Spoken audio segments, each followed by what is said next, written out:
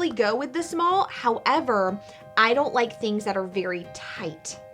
Okay, so go with the sizing chart of that. I would definitely go, do they have a sizing chart? They should have a sizing chart on that.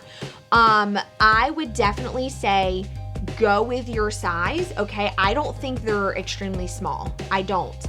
I would go with the size chart and go true to size.